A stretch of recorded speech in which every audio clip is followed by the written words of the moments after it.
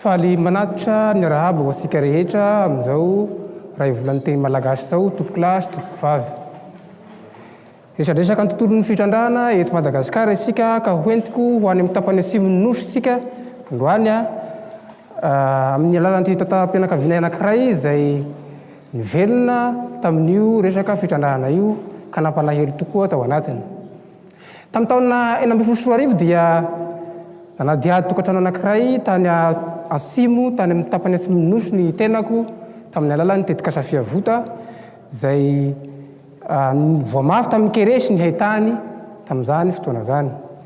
Akoatra ny fanadihadiana izay nataoko dia nanorevitra ny mahasava sy mahabilo izay roa lahy tao anatin'io tokantrano io ny tenako mba handehanany hanao ny asa fanaovana ny mika na ny elan-drano izy isika hoentina mba mampivoatra ny fiainany tamin'izany. Rehefa nanomboka ny asa ry zareo dia niatsara ny fiainany, nanamboatra trano izy ka lasa nanambady izy roa lahy ka samy nananjanaka avy. Ny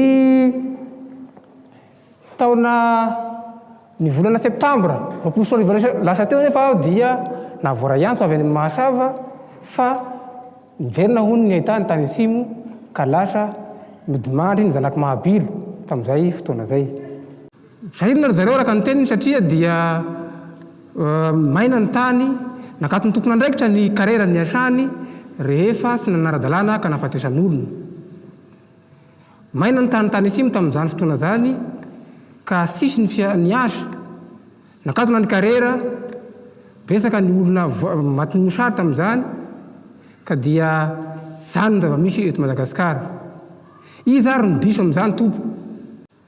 Inona marina ny manakana antsika sy hitrandraka an'ireo harenareo hoentina mampandrosoana ny Madagasikara sy hamaha ny olana ara-sakafo eto Madagasikara. Toa isika indray ty no lasa mifandramatra indraindray noho ny tsy fahaizantsika mitantana an'ireo harenareo. Raisiko ohatra fotsiny izao ny manjo ny orinasa base toliara izay misy ny vahoaka makatoy izany ary misy ny vahoaka sy makatoy izany. Inona ny tena marina? Samy mahasary tompony andraikitra amin'izany sika sy rehetrarehetra, sy ny mpitondra fanjakana irery na ny mpampiasa vola vahiny koa ary sy ny mpanankareny to Madagasikara koa ny olana, fa isika tsirairay mihitsy no mila mandiny ny tena sy mila miova ao anatin'izay mba hoentina hampandrosoana Madagasikara. Ny mpitrandraka indray dia anisan'ny olana koa satria ny mpitrandraka indraindray dia tsy hainy tsara ny manome ny fahaizany maneho ny zavatra ataony eo amin'ny vokasoany zany eo amin'ny mponina manodidina ny fitrandrahana.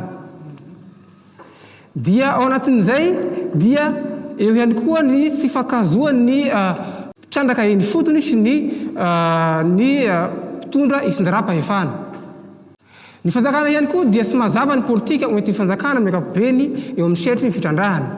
Ao anatin'izay betsaka zao ny tanora ankehitriny te handraha raha amin'ny resaka fitrandrahana eto Madagasikara fa tsy azo nalaina nanomboka tamin'ny taona 2014 ny permis minier ka mandrakay ity androany.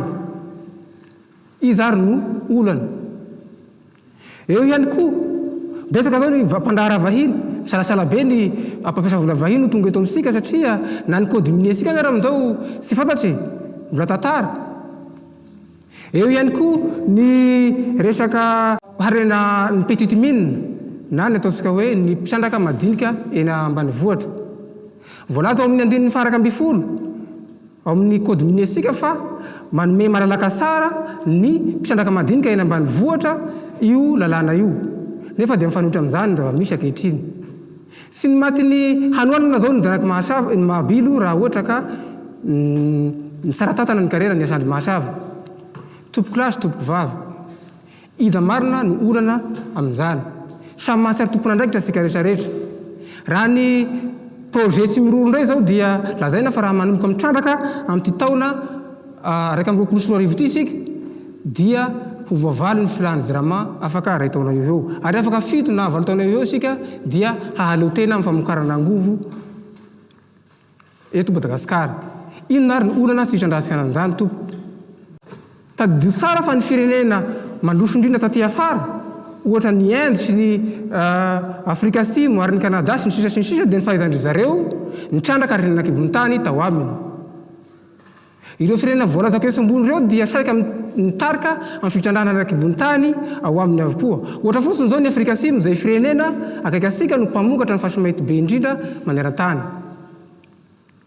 Tompoko lahy sy tompoko vavy, ny Kanadiana dia nitovy fandrosoana amintsika tamin'ny taona 80.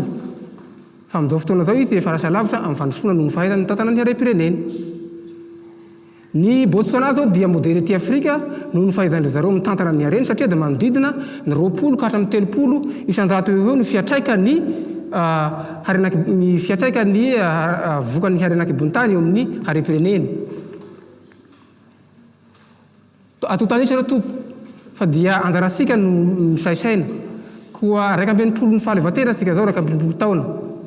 Asika ary misafidy zanona eo ve zany hoe hijanona amin'ny fahatrana ka handeha hoany amin'ny hitety haino manjery maro samihafa sy hoeny miarabe ka hihira isan'andro hoe mahatra manankareny Madagasikara sa hiara handeha hampandroso Madagasikara amin'ny alalan'ireo harenantsika reo. Asika ary misafidy tompoko, saotra tompoko lahy, makasitraka tompoko vavy.